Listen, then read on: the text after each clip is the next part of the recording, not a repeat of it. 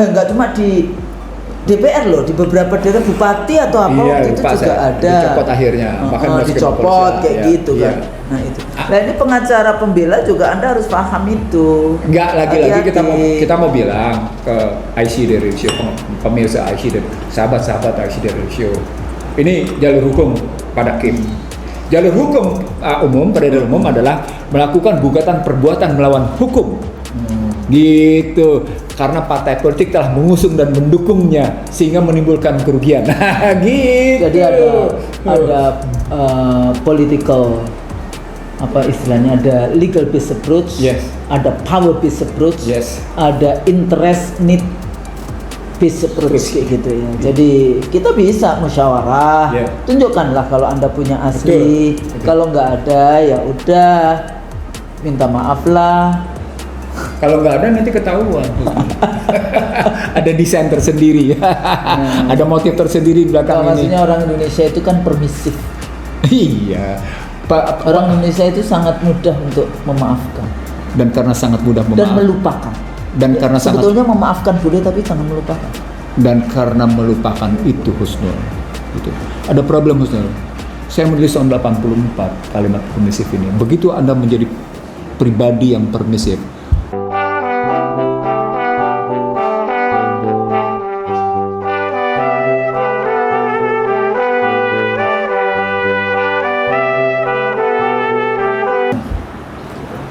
Bismillahirrahmanirrahim. Assalamualaikum warahmatullahi wabarakatuh. Waalaikumsalam warahmatullahi wabarakatuh. Alhamdulillah kembali lagi kita bertemu di dalam Two Scholar Conversation, perbincangan dua scholars. Saya Husnu Maria bersama sahabat saya Dr. Ihsanuddin Nursi. Alhamdulillah Bang Nursi, kita masih dikasih sehat. Alhamdulillah. Jadi kita masih bisa untuk kembali lagi menyapa pemirsa IC The Real Show. Kadang kalau beberapa kali kita tidak tapping kayak gitu langsung, Mbak, mana ini Bang Nursinya? Bang Nursi di rumah, ya udah kayak gitu. Dan saya nggak tahu Bang Nursi di mana, nanti ditanyanya kayak gitu. Kok nggak ini? Iya, Bang Nursinya sibuk, waktunya juga. Kita kadang-kadang saya bisa, Bang Nursi tidak bisa, Bang Nursi bisa, saya tidak bisa. Tapi alhamdulillah hari ini kita kembali lagi untuk menyapa pemirsa setia IC The Real Show. Mudah-mudahan selama ini yang kita sampaikan itu menjadi ilmu-ilmu yang nafi, ilmu-ilmu yang bermanfaat kayak gitu ya. Dan bermanfaatnya mudah-mudahan Bang Nursi tidak hanya cuma experience in this world kayak gitu ya, pengalaman di dunia ini saja, tapi insya Allah apa yang kita sampaikan itu menjadi ilmu-ilmu yang nantinya juga menjadi bagian penting juga di dalam kehidupan kita nanti di akhir zaman, bukan di akhir zaman, kehidupan nanti di akhirat kayak gitu kan. Karena apa yang kita bahas di dalam kerangka kita selalu mencari kebenaran, bagaimana nggak usah kita bilang meluruskan ya, tapi sebetulnya bagaimana apa yang sedang terjadi kita urai, kita sampaikan di dalam konteks itu, dan kira-kira apa yang harus kita lakukan sebagai warga negara Indonesia, umat Islam dunia, nggak cuma umat Islam Indonesia, dan apa yang kita bahas di situ. Walaupun bahasan kita adalah political economy kayak gitu. Jadi kalau dikatakan Islam as a political system, budaya itu juga sangat penting selama dia di dalam to serve the divine revelation di dalam konteks itu juga civilization. Iya. Kemudian larinya nanti ke peradaban di dalam konteks itu. Karena kita dua-duanya Muslim ya, tentu saja kita selalu membahas ke arah sana. Peradaban Muslim, peradaban Islam di konteks itu.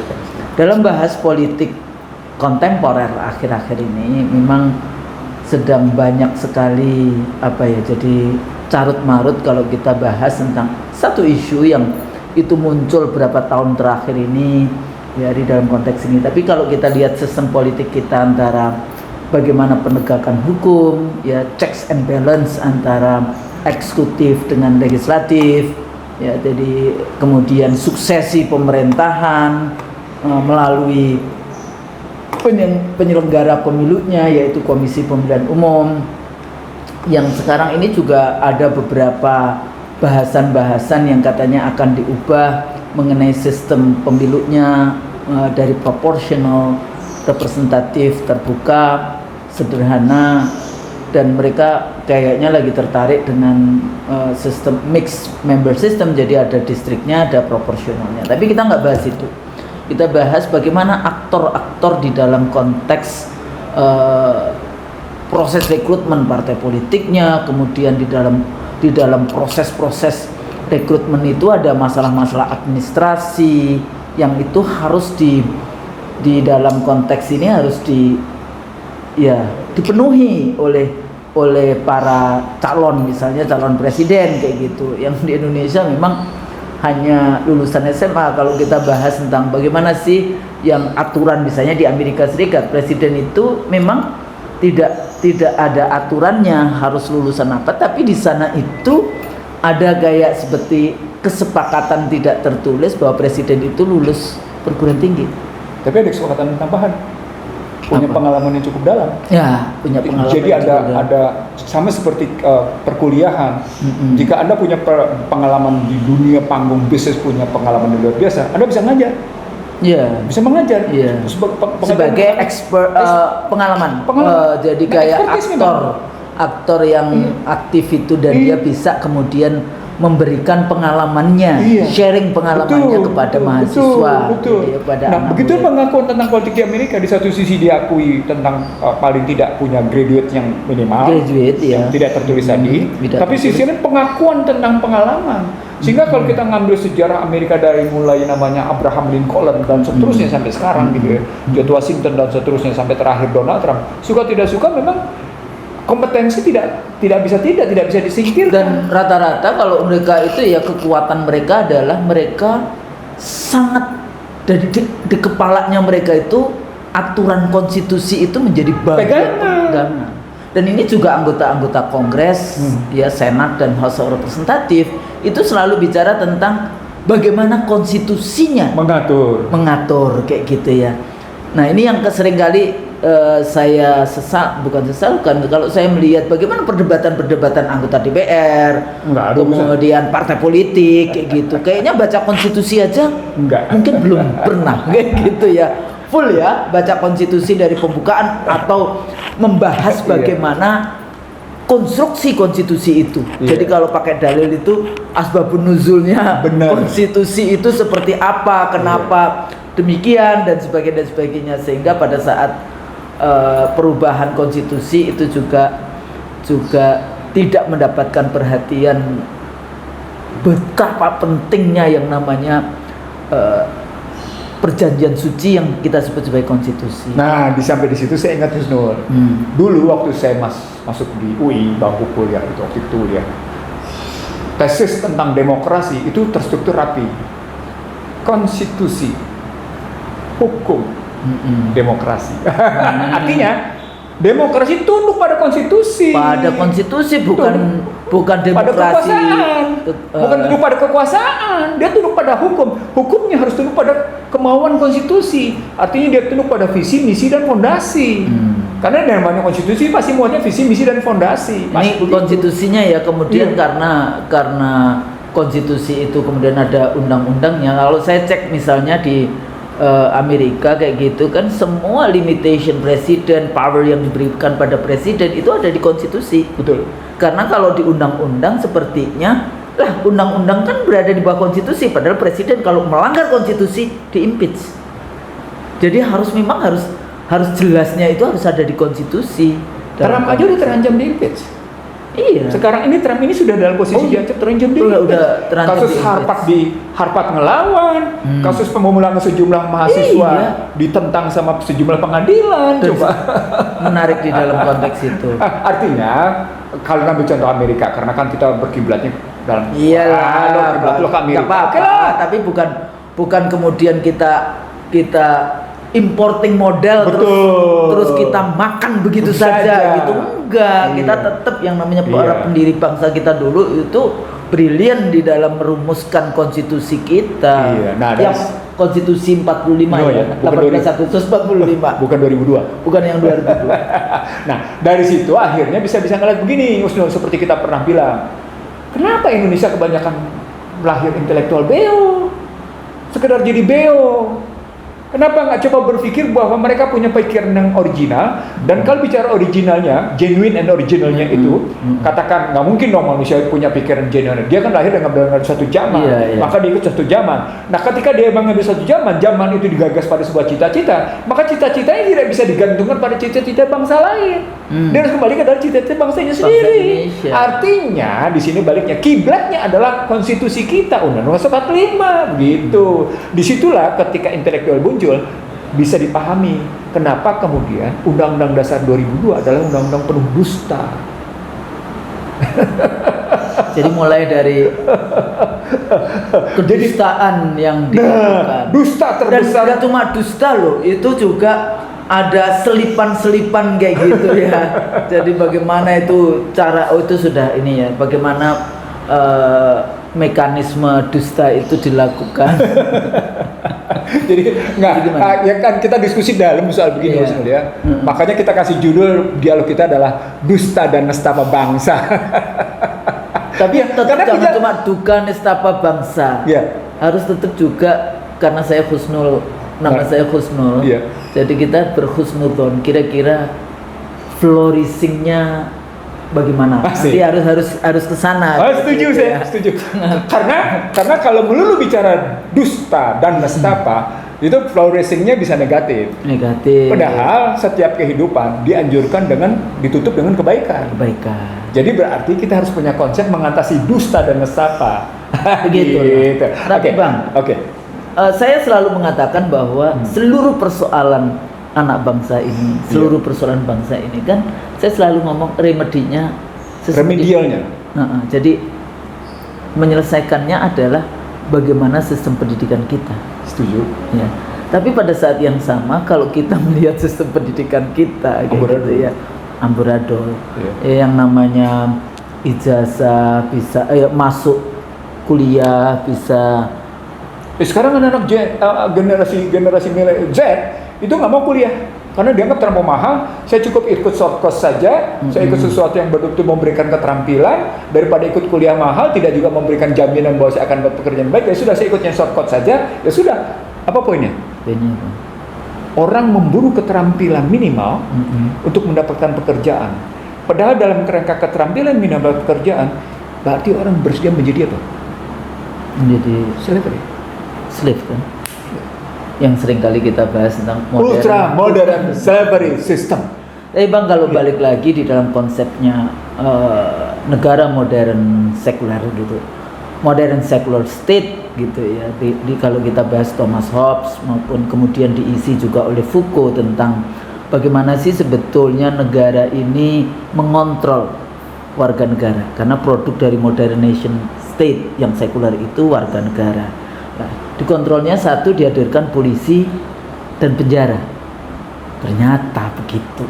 Bagaimana caranya surveillance, the highest surveillance. Jadi bagaimana negara mengontrol rakyatnya, itu dihadirkan polisi dan penjara. Yang kedua apa? Sistem pendidikan.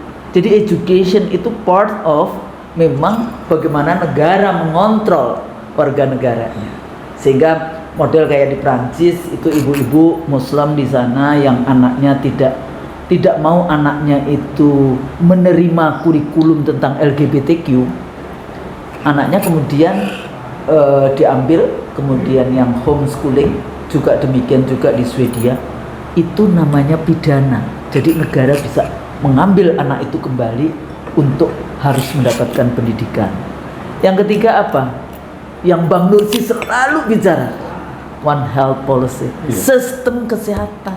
Pakai word istilahnya, One World Health. One World Health. Jadi nggak cuma One Health Policy, tapi One World Health Policy dengan segala macam. Itu 20 Mei kemarin putusannya. 20 Mei kemarin putusannya. Sudah akhirnya diputuskan. Nah, itu juga bagaimana negara mengontrol. Lah persoalannya kalau udah health, negara kita juga nggak bisa mengontrol karena ada One World Health Policy dan sebagainya. Nah, balik lagi ke yang tadi. Bagaimana suksesi penyelenggaraan pemilunya? Di situ ada KPU, ada persyaratan, ada salah satu persyaratannya kan ya lulus SMA ya cuma. Kadang-kadang jadi buruh aja harus S1 paling tidak punya D3. Iya, D3, D1, D2, D3 yang seperti itu. Kadang-kadang kita juga ini. Tapi ada juga yang mengatakan, nggak penting itu ijazah sekolah, kuliah, yang penting kerja. Itu tadi ultra modern slavery system. Dia sebetulnya boneka. Iya. Buruh kayak iya. gitu ya.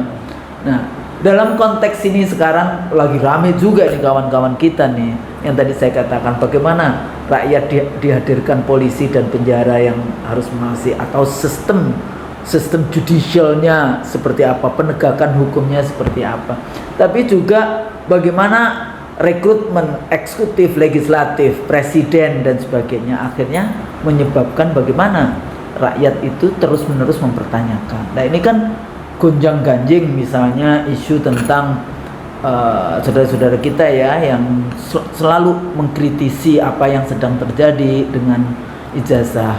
Ada yang mengatakan bahwa ijazah itu nggak penting, nggak bisa dia diminta oleh seperti itu, tapi lupa. Itu kan kalau dalam pasal-pasal hukum, ya. Misalnya saya nanyain ijazahnya Bang Nursi bukan pejabat, bukan apa, ya saya nggak punya hak untuk bertanya. Tapi waktu saya menjadi anggota KPU dan saya kemudian ditanya ijazahmu apa, kayak gitu, karena menjadi anggota KPU kan paling tidak dibutuhkan orang punya ilmu enggak untuk menjadi penyelenggara pemilu, karena pemilu adalah proyek politik pemilu Indonesia ya, proyek politik terbesar di dunia, the most complex election system on earth, the biggest election in the world. Kalau saya nggak punya ilmu terus kemudian jadi ini, ya pasti berantakan kan di dalam konteks itu. Nah, ini sekarang isu tentang ijazah yang diduga adanya ijazah tidak benar dan sebagainya, kok jadi semakin nggak karu-karuan kayak gitu ya. Sebetulnya kan mudah saja untuk bisa menyelesaikan masalah itu. Tapi rentetannya kan nggak cuma sekedar rakyat, tokoh-tokoh ya yang ada, ya kita sebut aja lah kawan-kawan kita, ada Dr. Rismon, ada Dr. Tifa, ada siapa satunya? Roy. Ini mempertanyakan kayak gitu. Kenapa sih begitu sulitnya di dalam menyelesaikan itu? Dan tapi kemudian ditutup, walaupun semua orang waktu itu sudah banyak, bukan semua, artinya banyak pertemuan. Kita seringkali juga nanti akhirnya polisi akan mengatakan ijazahnya asli, terus kemudian ditutup atau kemudian akan balik. Tapi pada saat yang sama ini kan urusannya nggak cuma sekedar kenapa 2 tahun tidak dibereskan, 2 tahun terus menerus menjadi isu, masih ada nanti rentetannya ke 2029. Bagaimana rezim yang sudah meninggalkan, yang dulu maunya 3 periode, maunya diperpanjang, nggak bisa, kemudian anaknya yang menjadi calon wakil presiden sekarang menjadi wakil presiden. Ini kan rentetan kejadian-kejadian politik yang tidak berdiri sendiri sebetulnya di dalam konteks itu. Apakah ini ada isu-isu globalnya? Saya yakin ada. Ya, dari mulai bagaimana dulu media settingnya pada saat mau jadi wali kota ya. Jadi bagaimana kan kita dulu kan luar biasa, kemudian banyak sekali dikasih award, kemudian media campaignnya luar biasa, media settingnya luar biasa di dalam konteks itu. Akhirnya hampir 2 kali menjadi wali kota, kemudian 2 tahun menjadi gubernur, dan 2 kali menjadi presiden. Rentetan rezim ini meninggalkan berbagai masalah. Nah, kemudian warga negara bertanya, nah dalam konteks ini bagaimana sebetulnya kita menyelesaikan masalah-masalah seperti itu? Pertama, kita tidak bicara dulu soal fokus itu. Enggak, tapi tadi kita bicara sistem. Kita bicara sistem. Karena itu memang kebiasaan kita. Iya. Kalau kita bicara sistem, maka yang harus kita perhatikan, sistem adalah sebuah struktur yang bergerak, struktur yang diam. Yeah. Sistem adalah struktur yang diam, tapi kemudian dia bergerak berdasarkan unsur-unsur yang ada di dalam. Dia bicara tentang input, dia bicara tentang proses, dia bicara tentang output. Dan feedback lagi. Input tidak berdiri sendiri, dia sangat tergantung pada yang namanya kebijakan. Kebijakan tidak berdiri sendiri, dia tergantung pada misi. Misi tidak berdiri sendiri, tergantung pada visi. Visi, misi, kebijakan, strategi, fungsi, input, proses, output, outcomes, multiplier effect, dia mau balik feedback. Gitu. Dan environment masuk, baik domestik maupun internasional. Itu mempengaruhi berbagai lini di situ gitu. Nah kalau kita ngelihatnya begitu, maka kita ngelihat setting ini bermula dari 3. Pertama, Indonesia diminta menyetujui tentang war on terror. Iya. Ingat ya? Iya. 9/11 Indonesia diminta untuk setuju tentang war on terror. Padahal itu bukan war on terror. War on Islam. Islamophobia. War on Islam. Diganti terornya Islam. The Clash of Civilization-nya Huntington. Yes, itu berkali-kali. Berkali-kali itu. Yeah. Nah, itu di situ. Yang kedua, Indonesia diminta setuju Amerika menyerang Irak. Yeah. Yang ketiga, Indonesia diminta mengekstradisi termasuk Afghanistan. Iya, Afghanistan 2001. Kan setelah Iya, setelah itu. Tapi setelah itu kan setelah war on terrornya kan mungkin lewat, maka diminta kayak gitu. Yang ketiga, diminta mengekstradisi tokoh teror. Ya. Kita sebut namanya? Sebut Kiai Ustadz Abu Bakar Bashir yang orang Solo. Iya, orang Solo. Nah, dari situ gitu ya, muncullah Perpu tentang terorisme. Sebagai oleh-oleh Megawati ya ini ya? Iya, Megawati, betul. Tapi Megawati waktu itu juga dia tidak mau ekstradisi loh sebetulnya. Bahkan dia tidak setuju pada serangan Irak. Iya. Tapi tentang perpu teror itu. Itu. Jadi teman-teman pemirsa IC The Ratio, coba siapa yang membawa oleh-oleh itu sampai akhirnya muncul perpu terorisme. Kami tidak akan menyebutnya. Tapi silakan Anda melihatnya siapa, karena ini peristiwa tidak berdiri sendiri, nanti akan berkaitan dengan setting melumpuhkan atau paling tidak meluruhkan kekuatan-kekuatan Indonesia yang tersisa. Jadi meluruhkan kekuatan tersisa bahasa saya. Meluruhkan kekuatan tersisa. Karena sebelumnya Indonesia kokoh, tapi dengan dipukul nilai tukar tinggal 2 kekuatan, TNI dan Islam. TNI dan Islam. Maka TNI diluruhkan dengan cerita kembali ke barak, militarisme. Islam diluruhkan dengan pisahnya ABRI, TNI dan Polri. Lalu kemudian dibalikin ke barak TNI-nya, lalu kemudian Islamnya dipecah belah adu domba. Nah, ini artinya masih ada kekuatan sisa nih, baik pada TNI-nya maupun pada Islamnya. Oke. Pahami dulu di situ, teman-teman. Pahami dulu di situ bahwa ada agenda setting besar untuk meluruhkan Indonesia dengan 2 model itu gitu. Dan suka tidak suka itu ditengarai melalui model nilai tukar yang ditunggangi dengan isu itu dalam rangka meluruhkan itu. Yang mana sebetulnya karena keinginan one world New World Order dengan poros Washington dan sekutunya, yang kemudian nilai tukar itu cuma menjadi alat, instrumen untuk senjata, tepatnya senjata. Iya, nah betul, itu betul. Karena kebetulan waktu itu saya ada di sana, jadi saya tahu. Taunya bukan biasa gitu loh, taunya tahu banget gitu, taunya begitu ngelihatnya. Nah kalau kita ngelihatnya di era itu ada penolakan terhadap tadi war on terror, penolakan tetap serangan terhadap Irak, penolakan terhadap ekstra, dan kemudian malah dapat hadiah bikin perpu teror, maka ada agenda besar luruhnya kekuatan Indonesia yang sebenarnya basisnya Islam tadi harus terus dilakukan, continuing, ada sustainable jadinya, ada kebijakan. Di sini mana yang, maka kemudian reformasi dianggap sebagai melakukan konstitusi baru. Nah, di situ jadi reformasi di awal-awal waktu itu mereka memang konstitusi baru, waktu itu kita cuma mau amandemen. Lalu mereka bikin konstitusi baru dan hasilnya memang Undang-Undang Dasar 45 dirontokin habis, muncullah Undang-Undang Dasar Negara Republik Indonesia 1945 yang sebenarnya hakikatnya adalah Undang-Undang Dasar 2002. Mereka nyebutnya sebagai Undang-Undang Dasar NRI 1945. Kenapa mesti pakai nama itu? Karena kata pembukanya mereka tidak berani ubah. Yang mereka ubah total batang tubuh. Dan menariknya pada 10 Agustus 2022 ternyata mereka di sini kejeblok sendiri. Di mana kejebloknya? Mereka bilang Undang-Undang Dasar Negara Republik Indonesia yang telah diubah 1, 2, 3, dan 4 adalah Undang-Undang Dasar 1945 yang ditegaskan, yang disahkan pada 18 Agustus 1945, dikukuhkan dengan dekret, dinyatakan ulang dengan yang namanya sidang paripurna DPR 22 April. Sekarang pertanyaan, kenapa mesti ada kata adalah? Mestinya hilang. Jadi dekret segala itu mestinya dihilangkan. Dihilangkan. Karena dekret berarti kita masih Undang-Undang Dasar 45. Jadi kita punya 2 undang-undang. Betul sekali. Ada 2 konstitusi yang berlaku di negeri ini. Secara legal konstitusional, secara legal konstitusional berlaku 2 konstitusi. Tetapi secara legal politis, di sini kata kunci.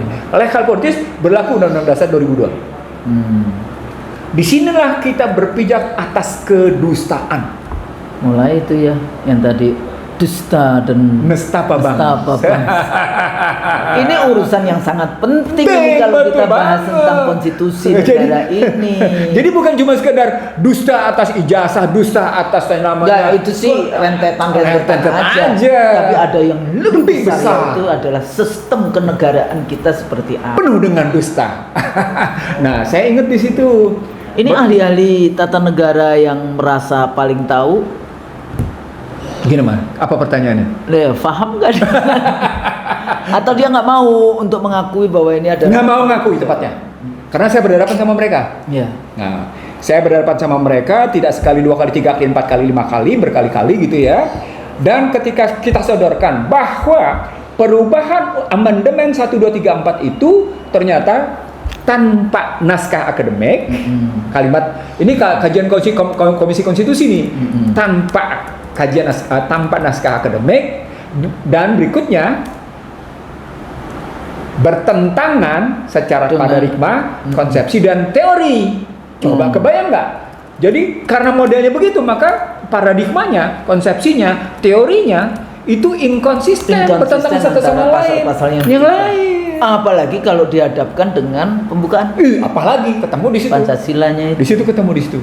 Nah, ketika kita sodorkan itu pada mereka, ini loh, paradigma lu bertentangan, konsepsi lu bertentangan, teori lu bertentangan. Mereka tetap nggak mau terima itu. Pola pertentangan itu. Dan itu dialog itu, debat itu bukan debat di forum-forum biasa. Debat itu di Lemhanas, Husnul. Bukan lagi di soal di perguruan tinggi, debat itu sudah di think tanknya pemerintah. Apa itu Lemhanas? Gitu. Ini terpaksa saya buka ya, karena makin hari makin tajam. Mereka yang hendak mempertahankan Undang-Undang Dasar 45 yang Undang-Undang Dasar 2002, dan mereka yang ingin kembali tapi kemudian menyempurnakan, makin tajam perbedaannya. Jadi sekarang kita buka. Persoalan pokoknya adalah sekarang ini kedaulatan rakyat sudah sepenuhnya di tangan partai politik, dan partai politik sedang mempertahankan kenyamanan itu, Husnul. Partai politik sedang harus saya bilang sama Anda, partai politik, Anda sedang mempertahankan kedustaan konstitusi. Karena dia yang diuntungkan. Iya, dia diuntungkan untuk itu, Husnul. Jadi kalau partai politik mau memang membangun bangsa ini secara sehat, secara benar, berbasis konstitusional, dan mampu mengantisipasi ke depan, hentikan kedustaan konstitusi. Hentikan dulu kedustaan konstitusi itu. Itu kata kunci pertama. Jadi jangan dulu bicara soal kedustaan-kedustaan yang istilah saya struktural fungsional. Kedustaan struktural fundamentalnya dulu diberesin gitu. Ini problem besar. Ini problem besar. Problem besar bangsa ini. Iya. Negara ini. Jadi makanya nggak cuma sekedar aktor-aktor kriwil-kriwil yang menjadi boneka-boneka dari sistem itu, enggak. Nah, bersama dengan kedustaan fondasinya ini yang dusta itu menyebabkan. Nah, karena kita menggunakan modelnya desepsi kan memang begitu, Iya, hidup di atas kedustaan. Dan kalau sekali dusta, dia akan dusta terus menerus. Itulah susahnya. Itu ya, hidup atas kedustaan. Yang kedua, menjungkir balikan dan mengambil jarak. Memutus sejarah posisinya. Menjungkir balikan. Yang berikutnya adalah bukan memutus, Bang. Menghilangkan sejarah. Oh ya, bisa begitu. Karena udah di bumi hangus gitu loh sejarahnya. Pada konstruksi Kepres 17/2022 dia ini memutus. Dan bahasa hukumnya. Iya, bahasa hukumnya gitu. Tapi sekaligus menjungkir balikan. Pelaku jadi korban jadi pelaku. Kebayang kan? Iya. Kebayang kan? Siapa korban G30 PKI, siapa pelaku G30 PKI dibalik-balik sama mereka. Sekarang begitu. Dibalik-balik sama mereka sudah. Pelaku dan korban. Dibalik-balik. Bahkan termasuk TNI sendiri loh yang kena. Dan saya heran kalau TNI waktu itu tidak bersuara. Oke. Dan ini kelihatan TNI tidak bersuara berkaitan sama posisi tadi amandemen. Mereka bersikap abstain. Abstain ya? Iya. TNI abstain ya? Abstain waktu itu ceritanya. Nah, sekarang kalau ceritanya yang ketiga desepsinya adalah equivocation. Equivocation itu menjungkir balikan, tahu kan? Iya. Seperti kasus bencana alam di Palu. Iya. Tanah yang dijungkir balikan itu. Iya. Yang karena likuifaksi. Iya, kalau itu tanahnya benar. Tanah likuifaksi. Tapi kalau pakai istilah resepsi istilahnya equivocation. Equivocation. Nah, dijungkir balikan dari situ. Nah, model itu yang sekarang terus-menerus dijalankan, Husnul. Oleh pihaknya tadi yang Husnul bilang ini ada desain besar. Nah, desain besarnya itulah pembuat desain besar itu sehingga Indonesia dilemahkan, luruh dia karena format dusta dan nestapa tadi. Nah, sekarang kalau pertanyaannya, siapa yang menjalankan? Yang menjalankan adalah para itu pemerintah saat yang sama yang harus kita tahu, gitu ya? Karena pemerintah itu terbentuk dari partai politik dan partai politik sudah tersandra pada saat yang sama partai politik adalah satu-satunya pemegang kedaulatan rakyat. Lalu siapa yang sebenarnya tersandra?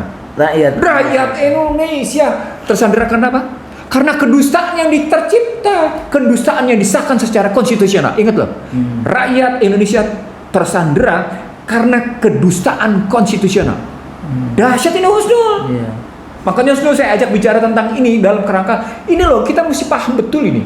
Ada kedustaan mendalam, mendasar dan meluas serta terpadu. Ulang. Ada kedustaan mendalam, meluas dan terpadu serta struktural betul gitu loh. Jadi kedustaan struktural. Kayaknya mesti harus ini konsep harus kita ini kan nih. Terus menerus ini kan coin jadi istilahnya kita mengeluarkan konsep to coin the concept kedustaan struktural. Baik pada fundamental maupun fungsional. Jadi kenapa kita bilang kedustaan struktural? Karena terjadi dia pada fundamental, struktural fundamental dan pada struktural fungsional. Kasus ijazah palsu itu struktural fungsional. Kasus kedukaan pada yang namanya pertumbuhan ekonomi 7% itu struktural fungsional. Kasus SMK itu struktural fungsional. Gitu loh. IKN jadi fundamental dia. Jadi ini sekarang udah jadi kayak ledekan yang kita katanya yang dibutuhkan investor yang datang investor IKN, nggak taunya yang datang investor TB gitu, vaksin TB. Ada. Rakyat kita sebetulnya punya kekuatan untuk menghilangkan nestapa bangsa yang dibikin oleh para elitnya. Gitu. Di situ. Jadi ketika kondisi perekonomian sekarang ambruk, gitu ya? Banyaknya PHK. Banyak. Jurnalis sekarang kenapa kayak itu gimana? Nanti lari semua ini kayak kita, YouTuber jadinya. Nah, kalau kita bukan karena pengangguran, enggak. Kita juga bukan karena pengangguran. Insyaallah kita dalam education, dakwah, public learning. Ya, bahasa ukhrawinya kita bahas tentang dakwah. Nah, iya. Kalau pakai bahasa sananya kita sedang melakukan public learning. Iya, insyaallah. Iya. Tidak, maaf, kami tidak bermaksud politis, kami tidak bermaksud apa, kami melakukan public learning. Tujuan kami public learning adalah masyarakat harus sadar bahwa kondisinya sudah dalam posisi kedustaan yang meluas, mendalam dan terstruktur. Itu dipahami itu di situ gitu. Nah, kita lanjutin Ustaz. Kalau kita berhadapan dengan situasi kedustaan yang struktural seperti itu, maka yang harus diselesaikan kedustaan itu sendiri, kedustaan struktural itu sendiri.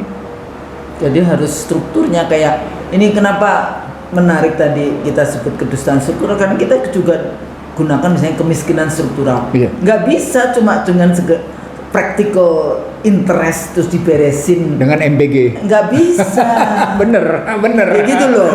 Jadi ini juga sama Iya. karena kedustaan struktural di dalam baik di dalam konstitusi, di Iya. dalam sistem Iya. kepolitikan dan ini ya harus dicari fondasinya di. Iya, betul. Jadi balik lagi sih. Sama seperti misalnya soal ketimpangan pendapatan pakai komersi merah putih. Nggak bisa, mau pada saat yang sama Anda. Komersi merah putih dia dari top down lagi. Dan pada saat yang sama Anda di Rindanantara. Gimana coba? Gimana coba? Logika. Sekarang kita logikanya begini. Halo pemirsa, mari kita adu sekarang kekuatan Danantara dengan komersi merah putih. Lebih kokoh mana? Ayo, Ya, Husnul. harusnya merah putih. harusnya. Enggak, itu Tapi kan normatif. duitnya Husnul menjawab. Itu kan akhirnya jawab enggak jujur kan. Maksudnya kan ada antara yang dia memegang uang, memegang resources Iya. di dalam konteks itu. Iya. Ya kan Iya. nggak main-main, Iya. dia megang resources Iya. yang katanya nggak perlu transparan dan accountable. Enggak, tetap harus transparan. Harus transparan. Harus tetap. Enggak, Ya, kan di undang-undang. awal-awal kan- Walaupun harus saya akui, Undang-Undang 1/2025 itu penuh dengan kelemahan. Harus saya akui. Karena saya sendiri melakukan kajian. Tapi poinnya adalah salah satu wujud kelemahan atau katakan kekacauan struktural fundamental ketika masuk dalam ekonomi politik adalah ketika kita lihat koperasi merah putih dengan kebijakan Danantara. Apa poinnya? Di sini Anda tidak menyelesaikan struktural fundamental pada pasal 33 ayat 4 yang menyatakan demokrasi ekonomi, sementara Anda tidak pernah memberikan pemahaman apa itu demokrasi ekonomi. Bang saya potong sedikit. Tahu nggak di WA grupnya kawan-kawan yang baru memperingati 21 Mei, ya kan? Reformasi kan? Wah kita sudah ke sana nih, demokrasi. Ini demokrasi ekonominya kita. Anda tahu nggak sih demokrasi ekonomi kita hari ini itu adalah liberalisme yang kemudian sudah berkembang menjadi neoliberalisme. Dan tadi kata Bang Nursi udah post neoliberalisme. Apa itu? Paham nggak bahwa konstitusi kita itu konstitusi neoliberal, artinya kapitalisme, makanya produk selama 2 periode sebelum pemerintahan ya periodenya Mulyono lah, periodenya Joko Widodo, dalam konteks ini nggak apa-apa namanya juga presiden disebut rezim mereka, itu semuanya produk-produknya adalah mengarah kepada industri kapitalisme, mau undang-undang IKN, undang-undang COVID, undang-undang omnibus ketenaga kerjaan, dan terakhir undang-undang kesehatan, semuanya mengarah kepada industri kapitalisme. Pakai istilah ekonomi politik Husnul. Apa? Korporatisme. Oke, istilah ekonomi politik. Private corporatism. Yes, private corporatism, tapi sekaligus juga diberikan Karena ada state corporatism. kalau pakai kajian yang muncul terakhir ini dalam konteks neoliberalisme tadi, istilahnya adalah korporatisme. Karena post neoliberalisme itu mereka memberhentikan daya tawar korporasi terhadap negara yang mendikte pasar, yang mendikte masyarakat. Yeah. Jadi mereka menghentikan itu. Nah, itulah yang sedang dibahas habis-habisan. Tapi kita lupakan dulu itu sebenarnya karena membahas dusta dan nestapa bangsa ini mendalam nih Husnul. Bagaimana cari? Walaupun sebetulnya kalau kuliah saya lebih senang yang ngomongin tentang korporatisme kayak gitu ya. Nah, bahannya lengkap saya. Bahannya lengkap. Enggak, kita sudah bahas banyak juga. Iya, oke. Dan tapi memang saya bisa paham di intelektual desire-nya Husnul ke situ. Kenapa? Karena di Amerika sendiri sedang dalam-dalamnya melakukan bahasan kayak gitu ya, loh. Sedang sedang jadi kalau Harvard, kasus semua Harvard begitu, University, bagaimana Columbia, Pennsylvania, dan hampir semua kampus-kampus besar. Kalau saya ikutin, saya jadi agak merinding gitu. Kenapa? Saya lihat ini ekonomi besar yang sudah bicara tentang the post neoliberalism. The post neoliberalism itu sudah, mereka sudah the post neoliberalism. Saya mundur ke belakang, mereka sudah lakukan pembahasan sejak 2015. Mundur lagi ke belakang, mereka sudah tahu posisinya pada 2008. Jadi artinya mereka sudah melihat kebijakan yang salah pada 2008. Era Obama berarti ya. Iya, dari Obama terakhir itu. Obama terakhir. Obama awal. Obama awal 2004 bukan? Bukan, karena 2004 itu masih jatuh ke Bush melawan Al Gore, menang jatuh ke Bush. Obama 2008. 2008 ya. 2008. Nah, kalau kemudian kita ngeliatnya begitu, maka saya ngeliat Brad DeLong, Kenneth Rogoff, Joseph Stiglitz, Paul Krugman, mereka sudah bahas semua itu. Pembahasannya dalam sekali gitu ya. Ekonomi Indonesia kemana ya? Katanya Anda hebat-hebat. Kok Anda nggak pernah mau berpikir? Enggak, mereka tuh kayaknya cuma yakin betul dengan liberalisme dan neoliberalisme. That's it. Tapi bahwa liberalisme membawa nestapa bangsa ini dengan ultra modern slavery system, menjadi intelektual beo, tidak kritis dan sebagainya, yang seperti itu, dan itulah yang dipakai oleh rezim. Mungkin juga ada pressure dari Washington, Pors Jakarta Washington ya, karena setiap kali rekrutmen untuk tim ekonomi pasti kan harus mendapatkan restu Doro itu bukti 7I. Bukti 7I bahwa pasti ada intervensi. Kalau ekonomi masih Doro mereka. Iya, saya cuma mau mengatakan teori 7I kita benar. Pasti ada intervensi. Pasti ada infiltrasi. Pasti ada interferensi. Pasti ada indoktrinasi. Itu muncul semua. Makanya kita tergantung. Kayaknya kalau kita lihat di situ.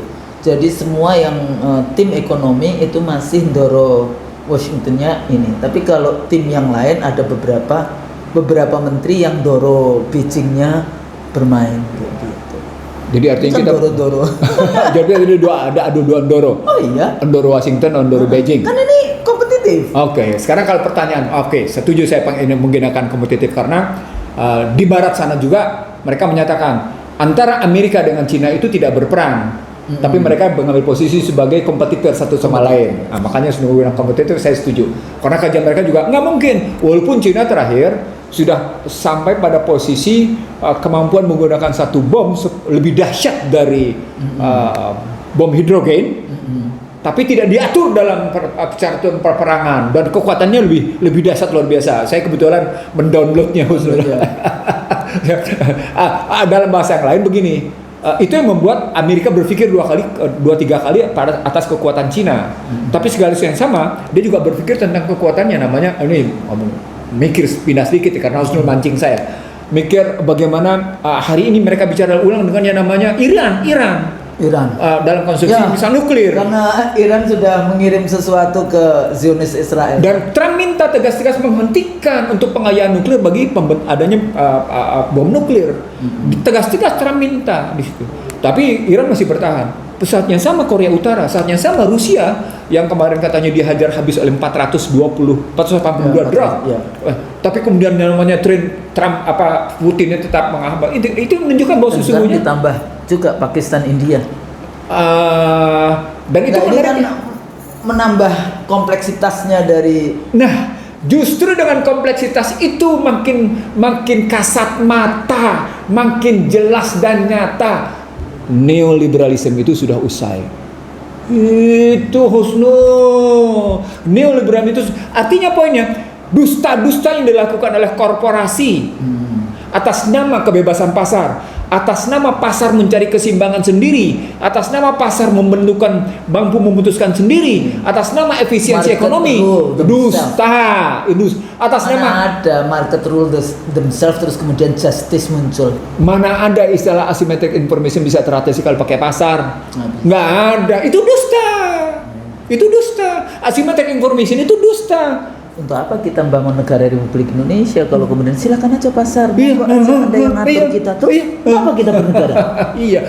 Poinnya ada protect yang disadvantage, powerless kayak gitu. Artinya ketika kita balik ke dalam situasi tadi, kita bicara tentang bagaimana Amerika dengan Iran, Amerika dengan Cina, Amerika dengan Putin, Amerika dengan Korea Utara dalam porsi itu makin membangun satu keyakinan kekuatan berpikir.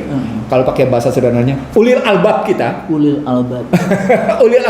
gitu. Imron. Iya. Itu membawa kita sampai pada satu kesimpulan. Memang tidak bisa tinggalkan pasar sebagai segala-galanya. Artinya market regulation harus terjadi, bukan free market. Market regulation harus terjadi. Begitu loh. Harus diatur. Gitu. Rasulullah dulu kan begitu. Sama. Mana pasarnya, di pasar itu nggak boleh untung sebesar-besarnya, nggak boleh riba, nggak boleh, banyak sekali nggak boleh. Bahkan barang yang sedang menuju ke pasar tidak boleh dibeli. Sampai kayak gitu coba. Artinya pemisahan barang hajat hidup, barang banyak, barang komersial, barang yang kuasi, itu kelihatan. Poinnya adalah ternyata secara politik kita menghadapi kedustaan, secara ekonomi kita menghadapi kedustaan, tapi tetap kita nikmati kedustaan itu. Di mana kita sebenarnya posisi? Dan mereka menghadirkan pasal-pasal. Nah, itu masalahnya. Jadi Bang, kalau saya baca lagi bagaimana, kan kita selalu bahas tentang Tordesillas, Zaragoza, kolonialisme. Mereka salah satunya dia menghadirkan regulasi. Regulasinya sesuai dengan mereka. Sampai hari ini kan, itu Konstitusi 2002. Ya itu salah satu. Dan jangan salah. Masuk melalui regulasi, it seems kelihatannya demokratis. Iya. Padahal itu authoritarian legalism. Neokolonialisme. Authoritarian legalism. Gitu berarti. Jadi artinya kalau kita balik lagi dalam posisi kedustaan, maka jangan heran kalau ada kedustaan ijazah itu. Jangan heran. Jangan heran kemudian muncul juga soal kedustaan ijazahnya si Iriana. Kan juga muncul. Dia master ya, MM ya? Iya, MM, magister manajemen. Enggak, jadi gini ya, hati-hatinya. Dia nulis sendiri atau ada yang nulisin atau dia ini? Saya tidak tahu. Kayak saya nggak punya MSc loh. Iya, sama. Tapi kayaknya ditulis itu gue MSI, MSc atau apa, saya nggak punya. Jadi saya MPhil Honors Degree waktu itu. PhD langsung? Leading to PhD, jadi 1 tahun mendaftar MPhil Honors di Sydney University. Ternyata proposal disertasi saya dianggap sebagai promising as a PhD thesis, maka di upgrade jadi PhD. Jadi saya nggak punya MA, nggak punya MSI, nggak punya MSc, nggak punya gitu. Dan apa emang nggak punya kok kayak gitu. Sama seperti juga nggak punya profesor. Nggak punya. Apa? Karena orang ngakuin. Tapi kan saya nggak pernah ngomong. Satu, yang kedua. Udah berkali-kali. Orang suka nulisin profesor. Baik Anda maupun saya. Padahal kita nggak punya. Karena aja. Orang ngakuin kita sebagai profesor, itu silakan orang ngakuin. Biasanya, tapi kita tidak mengakui. Enggak Bu, ini profesor masyarakat. Ya terserah kamu. Itu memang begitu tuh. Anda cek apakah saya pernah sekalipun menuliskan dan sebagainya. Enggak ada. It's a part of intellectual honesty. Karena kita tidak mau hidup di atas kedustaan. Ada dua. Apa? Kalau tulisannya Derrida itu tentang profesor itu. Profesor itu ada yang profesi de la voix. Profesi de la voix. Yaitu abang punya pemikiran dan pemikiran abang ini abang khutbahkan. Sampaikan maksudnya, dikhutbahkan. Tapi saya suka dengan menggunakan terminologi term khutbahkan. Dan Bang Nursi punya murid-murid yang kemudian menerima khutbah itu. Itulah disebut the real professor.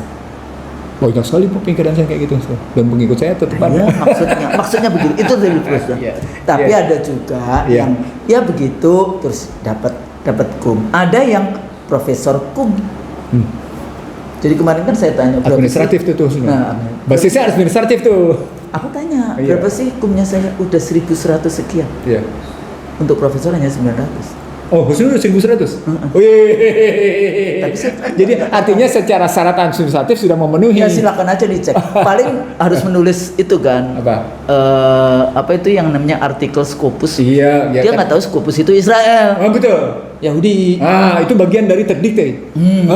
Bagian dari Anda harus menyerahkan pemikiran Anda berbahaya atau tidak.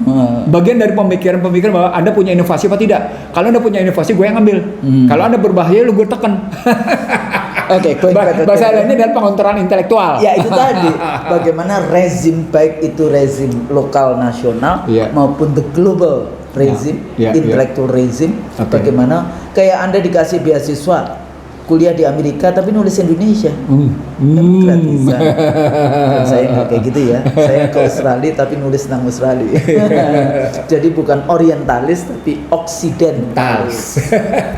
Going back again to our laptop. Jadi kalau kita balikin lagi dusta dan nestapa bangsa ini dengan kita lihat pada konstitusi begitu, pada ekonomi kayak gitu. Nah, ketika pada politik, ketika kita cari pemimpin, maka problematiknya adalah problematik bahwa administrasi yang diterapkan oleh KPU mestinya dia harus bicara paling tidak pada tiap bukti tentang reputasi dan kredibilitas seorang yang mau menjadi pemimpin. Kan kata kunci KPU hendak menjadikan seorang jadi pemimpin. Apakah pemimpin legislatif atau pemimpin eksekutif? That's the point. Itu berarti setiap dokumen administratif yang hendak menjadi filter untuk mendorong orang menjadi pemimpin, dia harus punya 3 hal. Dia harus punya bukti konfirmasi, dia harus punya bukti yang namanya verifikasi, dia harus punya bukti validasi. Begitulah mestinya KPU memeriksa ijazah, mengkonfirmasi, memverifikasi, memvalidasi. Nah, tanpa itu KPU sudah menjadi tunggangan politik. Apalagi sekarang dinyatakan hilang. Loh, kemarin katanya ada. Oh, ada, terserah. Wallahu alam. Nah, kalau ada, begini Husnul, kalau ada, saya menyarankan kepada semua teman-teman agar melakukan pembukaan informasi ke Komisi Keterbukaan Informasi Publik, bagaimana KPU membuka dari mulai Wali Kota Solo, DKI sampai dengan pusat tentang syarat-syarat administratif untuk mendapatkan keputusan KIP. Apakah ini betul-betul apa enggak? Jadi bukan hanya jalur hukum, tapi jalur keterbukaan informasi publik. Kita gunakan karena ini warga negara mempertanyakan waktu itu adalah wali kota 7 tahun ya, 7 tahun atau 8 tahun. Kemudian gubernur 2 tahun. Kemudian 10 tahun presiden. Jadi ini pengacara-pengacara paham nggak ya? Nah, maksud saya itulah yang namanya jangan cuma bicara pasal-pasal. Nah, jadi artinya maksud saya begini Husnul. Kenapa kita kan Husnul menyodorkan jangan bicara hanya dusta dan siapa tanpa jalan keluar. Oke, kita kasih jalan keluar sekarang. Khusus untuk problematik dusta struktural fungsional, khusus yang tentang ijazah, gunakan KIP. Untuk melakukan konfirmasi, verifikasi dan validasi. Ulang. Untuk melakukan konfirmasi, verifikasi, dan validasi atas ijazah itu. Apa artinya? Untuk mendapatkan informasi yang benar. Benar. Apa artinya? Nanti bukan dalam rangka ketiga hal ini, dalam rangka konfirmasi, verifikasi, dan validasi, mau tidak mau yang namanya UGM itu diambil. Jadi KIP yang turun, KIP yang periksa. KIP kita pantau habis-habisan. Itu transparansi accountable. Saya tulisin sedikit tuh jalur hukumnya. Para pihak melakukan gugatan perbuatan melawan hukum karena sejumlah partai mengusulkan sesuatu yang tidak jelas. Siapa dulu pendukungnya? Terserah siapa. Terserah siapa. Wali kota, siapa pengusung? Gubernur, kalimatnya begini. Pengusungnya siapa? Jadi, pendukungnya siapa? Partai politik juga kena. Tanggung jawab. Jadi dua kita kerjain karena ngusulin jalan keluar. Saya kasih jalan keluar. Supaya dusta kita terselesaikan. Jadi tapi itu dusta. Partai politik sebetulnya bisa rekonstruksi, iya kan? Dia bisa bertanya lagi kayak gitu. Tapi dia kayaknya dia udah nggak mau kali ya. Nah, nestapa struktural fungsional. Enggak, partai politik bisa pergi ke DPR. Panggil itu KPU. Kemudian ini bisa Komisi 2. Kalau dia mau, tapi kan dia akan buka. Dia nggak bisa karena legislatifnya juga udah dikontrol. Bukan. Apa? Ngebeledi diri sendiri. Oh iya. Enggak, kan lebih baik salah meminta maaf dibandingkan. Karena Anda kalau memang dusta sekali dusta, itu harus ditutup terus dengan kedustaan sehingga kita tidak tahu. Kolbu kita itu ya, sekali dusta itu kan hitam tertutup. Dusta lagi hitam sehingga kolbu kita menjadi hitam sehingga tidak bisa melihat kebenaran di depan mata. Tahu Sun? Apa? Kalau bicara tidak bisa dipercaya, kalau janji tidak bisa ditepati, itu kan begitu kan kalimatnya. Kalau kasih amanat dia berkhianat. Konten esensi dari 3 kalimat ini itu adalah soal jujur. Soal dusta. Oke. Sekarang Husnul bilang dusta 1, 2, 3. Artinya kalau dusta ketiga kali dia merupakan bentuk pengkhianatan artinya. Ulang. Dusta yang ketiga kali berarti bentuk pengkhianatan. Ketika bentuk pengkhianatan ini menyentuh nilai-nilai kemanusiaan, maka pengkhianatan itu adalah sebuah kejahatan kemanusiaan. Tuh struktur berpikirnya. Crimes against humanity. Nah, sampai di situ. Itu makanya sesungguhnya kalau kita mau melakukan proses hukum secara benar sekarang, sejumlah masyarakat melakukan yang namanya gugatan perbuatan melawan hukum terhadap partai politik yang mengusung dan yang mendukung. Iya, jangan cuma Anda melawan Anda kita ya, maksudnya nih rakyat yaitu warga negara hanya melihat dia sebagai aktor yang berdiri sendiri. Enggak. Iya. Gitu. Baru ketemu konstruksi tadi. Kita sedang menarik sebenarnya di belakang ini benang yang harus kita urai di belakang panggung ini kemana larinya. Benang ini yang pegang siapa sebenarnya di belakang panggung? Pegang ini, ngulur tarik ulur ini siapa yang melakukan ini gitu. Apa motifnya?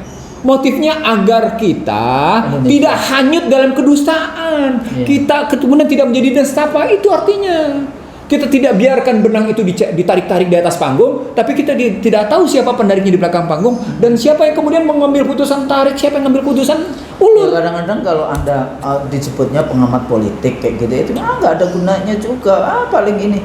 Enggak, kita tetap makanya kalau pengamat politik itu harus belajar ilmu politik kayak gitu loh. Kalau nggak kenapa? Saya kebetulan bukan pengamat, Husnul. Ya, saya nggak mau nulis Bang Nursi pengamat gitu ya dalam konteks ini. Katanya expert on, gitu, jadi ahli, dosen, gitu kan. Jadi enggak yang di TV-TV itu loh. Iya enggak, ya terserah. Tapi poinnya saya ingin mengatakan sama Husnul, sama pemirsa RC dari show, kalau kita ngambil dua konstruksi, lakukan gugatan terhadap KIP terhadap KPU. Gugatan KPU di KIP agar KPU membuka informasi secara konkret untuk melakukan. Bawaslu juga bisa. Iya, KPU dan Bawaslu.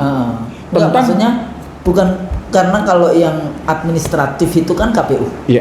Bawaslu yang mengawasi. Pemeriksa. Saya nggak tahu apakah Bawaslu komplisit istilahnya, komplisit kayak gitu ya, terlibat juga di dalam kegaduhan ini kayak gitu. Ya nggak kegaduhan sih kalau menurut saya ya demokrasi ya begini ini nggak usah dia. Ya itu tadi makanya usul kita konkret. Gunakan KIP dalam rangka mengkonfirmasi, memverifikasi dan memvalidasi atas dokumen-dokumen yang diterima dari para calon yang dianggap memalsukan ijazah siapapun dia. Nggak peduli kita.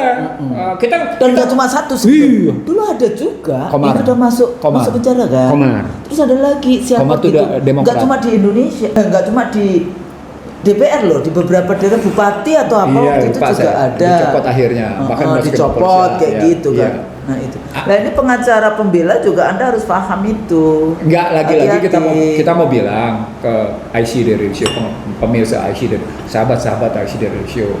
Ini jalur hukum pada KIP. Jalur hukum peradilan umum adalah melakukan gugatan perbuatan melawan hukum. Gitu. Karena partai politik telah mengusung dan mendukungnya sehingga menimbulkan kerugian.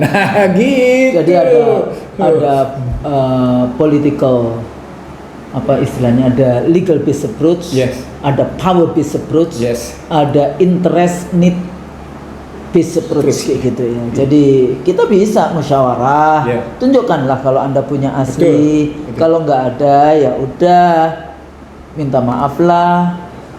Kalau nggak ada nanti ketahuan. Ada desain tersendiri, ada motif tersendiri di belakang ini. Maksudnya orang Indonesia itu kan permisif. Iya. Orang Indonesia itu sangat mudah untuk memaafkan. Dan karena sangat mudah dan melupakan. Dan karena sebetulnya memaafkan boleh tapi jangan melupakan. Dan karena melupakan itu Husnul, gitu. Ada problem Husnul. Saya menulis tahun 84 kalimat permisif ini. Begitu Anda menjadi pribadi yang permisif, Anda akan menjadi pribadi yang ikut hanyut dalam gelombang yang gak karu-karuan. Itu permisif Husnul. Kan kita selalu berdoa, Allahumma arinal haqqa warzuqna tiba wa arinal batila warzuqna tinaba.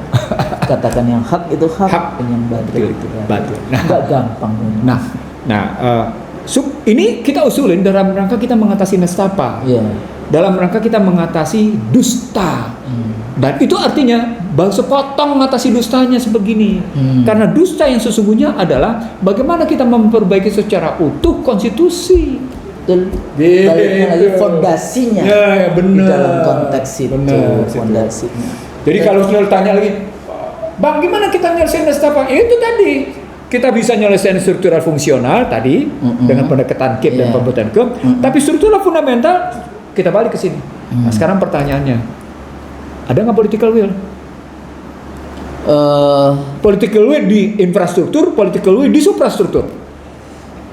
So far nggak jelas karena DPR mungkin karena dia komplisit, rezim masih sedang bulan madu, jadi tidak tertarik. Sementara yang paling berkuasa hari ini adalah aparatus polisi, kepolisian berarti. Statement Husnul ini menunjukkan bahwa justru pengelola negara, penyelenggara negara adalah bagian dari masalah.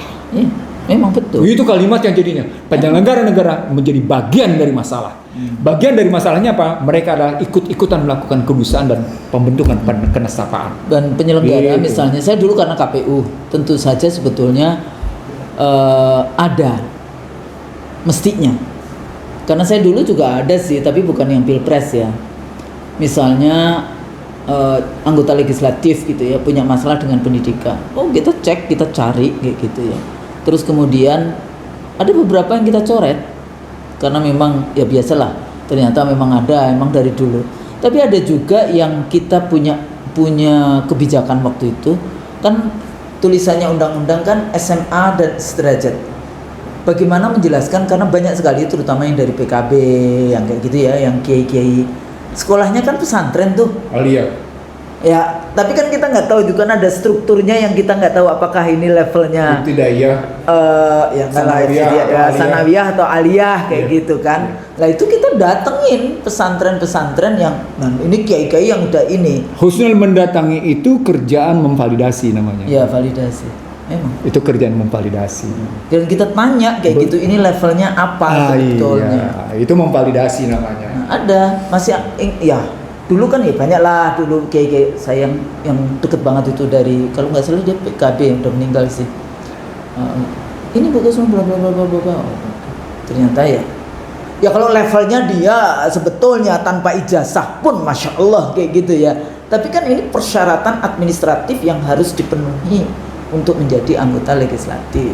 Tapi ada bahwa dia lulus di pesantren ini, pesantren itu ada. Nah, sebenarnya usulan kita tentang bagaimana proses konfirmasi, verifikasi, dan validasi, dan kemudian lebih ke dalam persoalan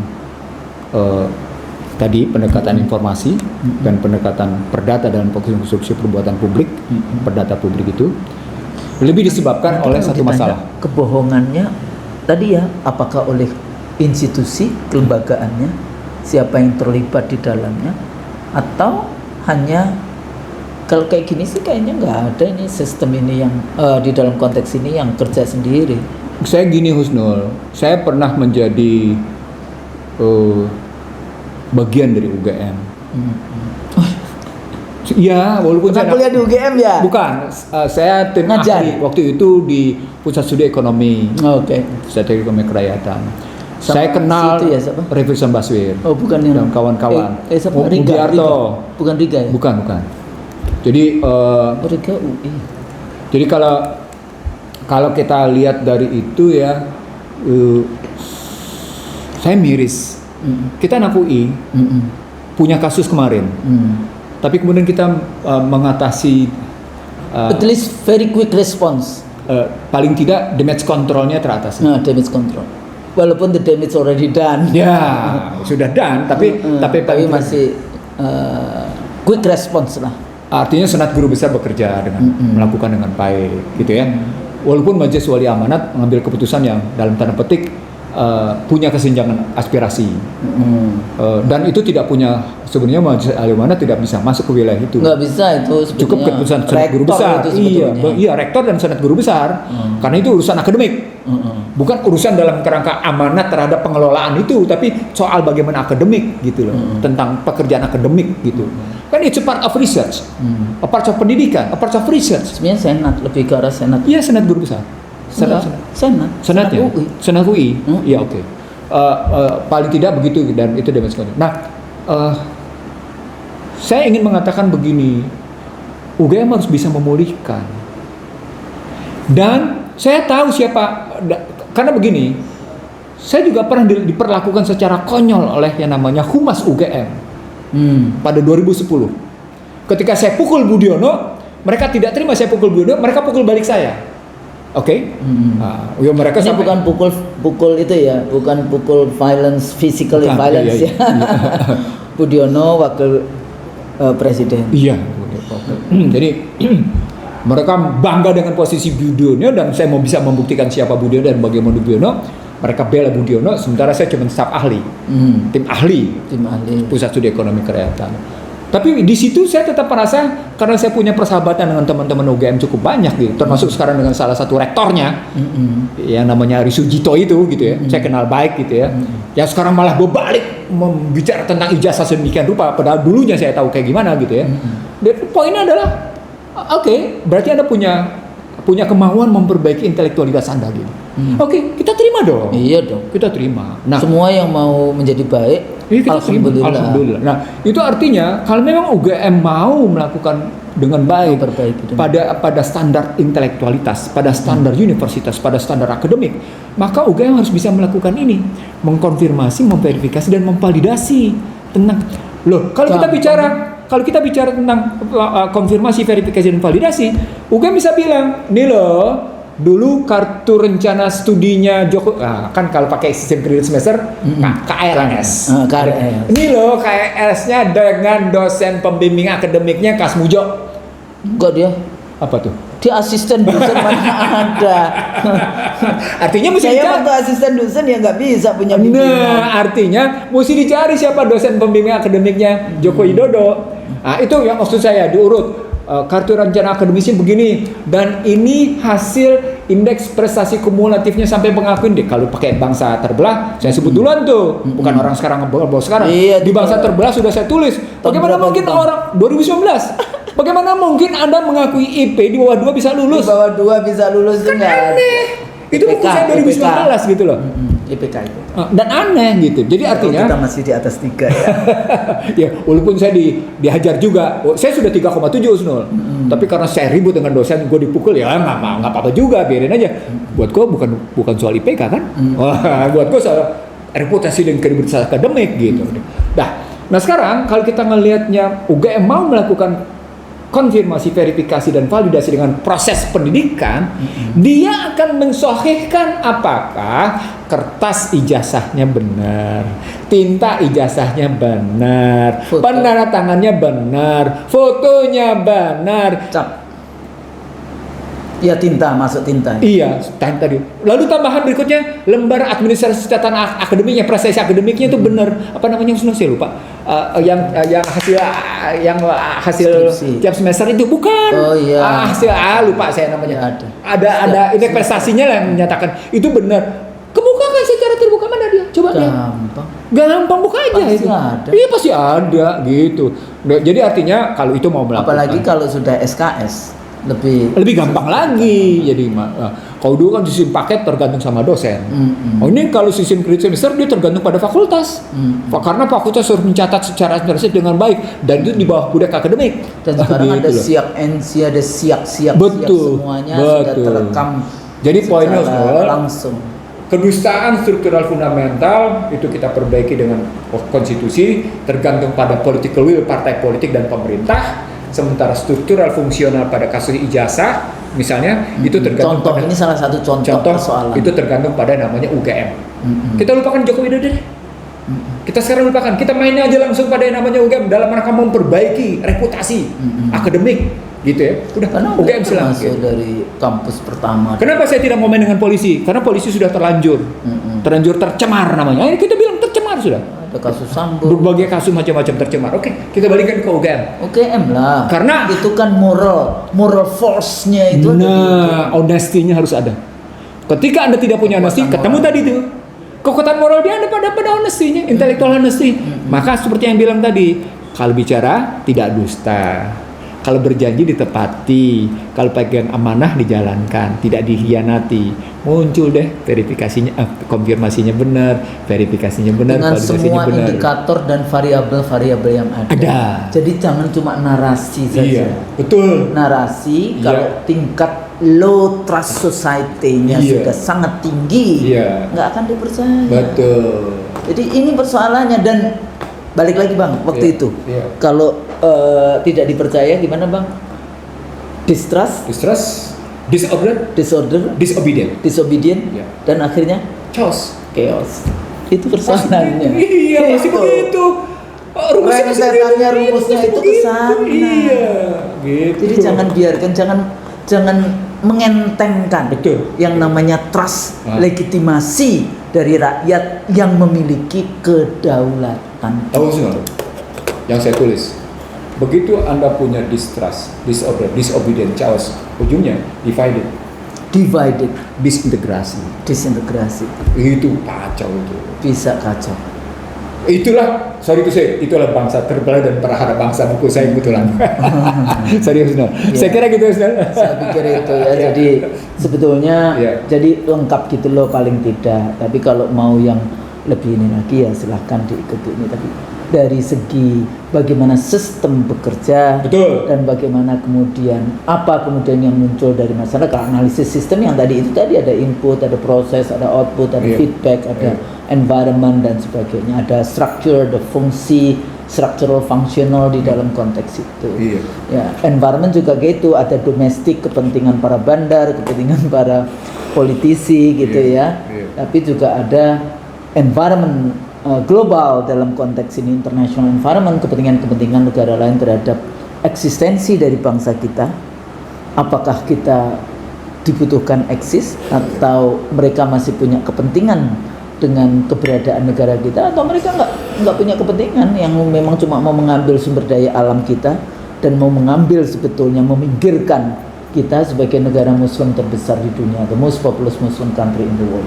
Nah, ini beberapa hal bahasan kita, mudah-mudahan bermanfaat. Amin. Ya, Insyaallah. kalau salah tentu saja kita mohon maaf Betul. kayak gitu ya. Ya. Kalau salah itu dari kita, yang Betul. benar hanya dari Dari Allah. Allah, Saya pikir betul. itu. Betul. Sampai di sini. Ya.